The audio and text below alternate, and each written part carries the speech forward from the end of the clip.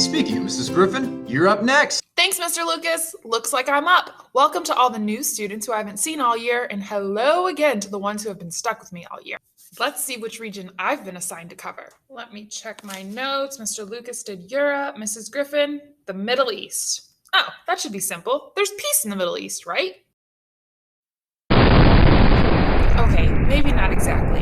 The Middle East is often in the news due to all the conflicts and civil wars. We'll take a look at a few of them, but first, let's see where the Middle East is geographically. Well, the Middle East. Let's see what that looks like on a map. So the Middle East is referring to the region in between Asia, Europe, and Africa.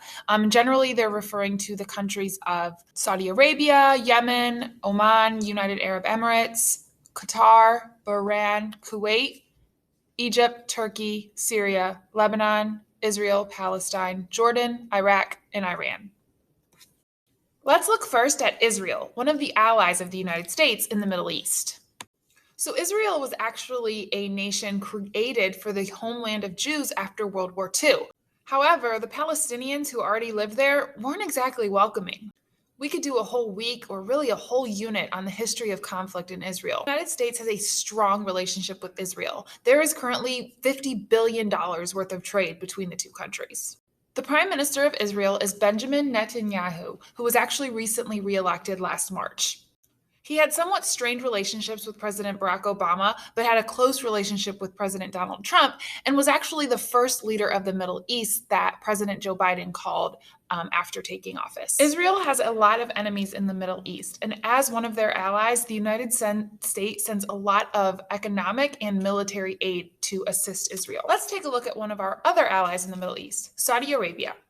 Nearly all of the land and wealth in the Arabian Peninsula falls in Saudi Arabia. And all of that money comes from their major export of oil. Gotta get them down. When it comes to their government, they are ranked in the top 10 of the most least democratic countries in the world. There's no freedom of speech. Remember when we talked about the 8th Amendment, no cruel and unusual punishment? Well, in Saudi Arabia, they can cut off your hands for theft. And women only recently gained the right to drive. But they're one of our allies. We need the oil, and we have a common enemy in Iran. Iran and the United States. This is another country who our relation with could be covered in a 2-week or 1 month or full year unit, but let me try to briefly explain. Let's go back to 1953, when the United States overthrew their recently elected Prime Minister Mohammad Mossadegh. Mossadegh was incredibly popular in Iran because he was able to nationalize the oil production and bring more wealth back to the country. The United States didn't like this, and they also were fearful that he was a type of leader that was leaning a little bit more towards communism. So the newly formed CIA organized a coup called Operation Ajax, and they overthrew Mossadegh.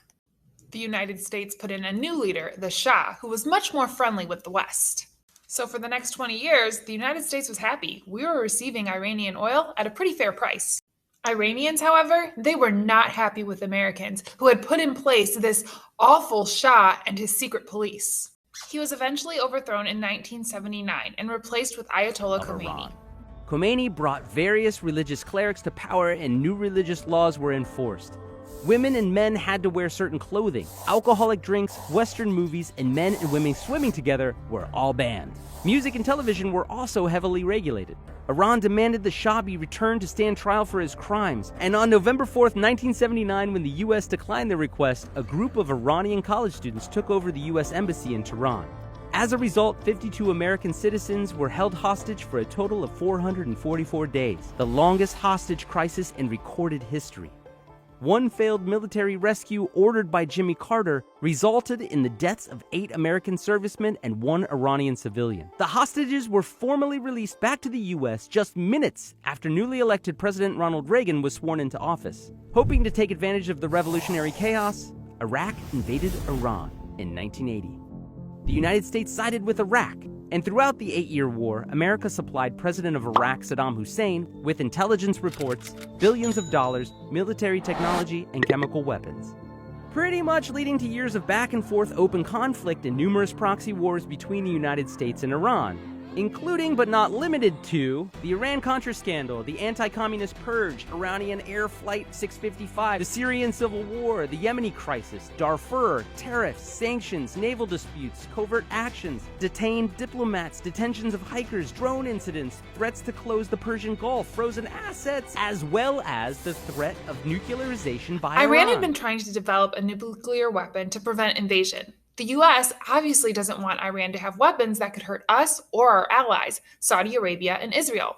During President Obama's time in office, the United States negotiated the Iranian nuclear deal with Iran, where if they agreed to stop their nuclear program and allow for inspection to ensure that we were doing so, the United States and other nations would lift their sanctions. However, President Trump pulled out of that deal, saying that it was way too easy on Iran, and they put in even harsher sanctions. Now, under President Biden, there are discussions about reviving that deal. To be continued. Iran's GDP is estimated at $410 billion, with a population of almost 83 million. Their major export is oil, chemicals, and plastics, and their major imports are vehicles and food. They are ruled under a unitary theocratic presidential republic with their dictator, Saeed Ali Hosseini Khamenei. Their allies are China, Russia, North Korea, and Syria, and their enemy list is long. The United States, the UK, Germany, France, Iraq, Israel, Saudi Arabia, and ISIS. The U.S. currently has military troops stationed in Iraq and Afghanistan. However, that number has dropped, and it is the lowest that it's been since 2001. The U.S. invaded Afghanistan in October of 2001, after the 9/11 attacks, to drive out the Taliban, whom they said were hiding Osama bin Laden and other al-Qaeda figures linked to the attacks. Then, in 2003, U.S. forces invaded Iraq, vowing to destroy Iraqi weapons of mass destruction and end the rule of Saddam Hussein. My fellow citizens, at this hour, American and coalition forces are in the early stages of military operations to disarm Iraq, to free its people, and to defend the world. Except they didn't have any weapons of mass destruction. Now, while we were successful in overthrowing Hussein, we have not been able to help them develop a functioning government. Groups from both Saudi Arabia and Iran are trying to take over the Iraqi government, and the United States remains to help fight them off. Most Iraqis do not like us being there, and the Taliban, al-Qaeda, and ISIS, they don't like the U.S. presence and influence in the Middle East at all. This week's Edpuzzle video, and that goes for you, Mr. Lucas and Mr. Bates students, is going to go over more of the conflict in the Middle East. I've only made a dent in some of what's occurring there right now and in the past, but we just want to kind of give you an introduction of some of these different areas of the world that you might not have covered in former classes. Let's talk about what else you'll be doing this week. As always, you have this Edpuzzle video, and we've gotten some pretty positive feedback so far that you have enjoyed having a different government teacher to give you a break from some of us, but then also some of you are happy to have us back. So anyway, you have this Edpuzzle video. Mr. Bates and Mr. Lucas's students, sorry you won't get to hear much from them this week. You got me. Then we have that second Edpuzzle video that I already talked about the Cold War in the Middle East.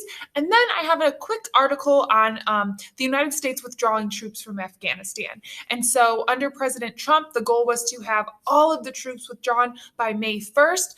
And President Biden has extended that. He wants to have them all withdrawn by September 11th, 2021. So we have a quick article that you're going to read and then answer a few questions. And we had another department meeting and I got voted to be the bearer of great news that we're actually giving you an extra credit opportunity this week. So let me tell you a little bit about that. The Situation Room is a conference room and a management center. It was created in 1961 by President John F. Kennedy, and it is in the basement of the West Wing of the White House. Remember, one of the main roles of the president is commander-in-chief, and so this is where he goes to ensure that he has control of U.S. forces worldwide.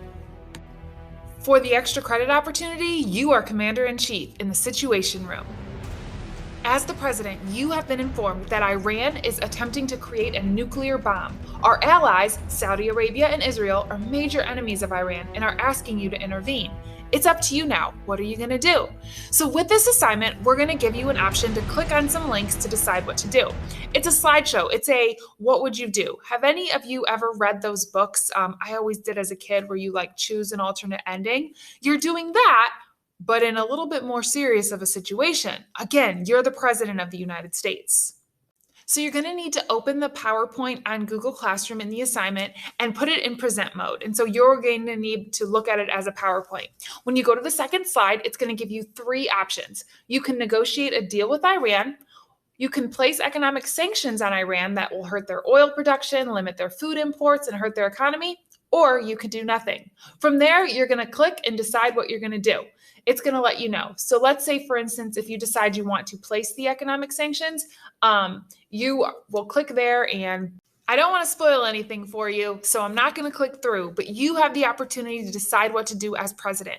Once you're done, and you can do this multiple times, make different decisions, then you're going to go to a Google form and answer a few questions about your experience, and boom, extra credit. All right, that's all I have for you. I hope you have a great week. Mr. Bates, you're up. What do you got for us?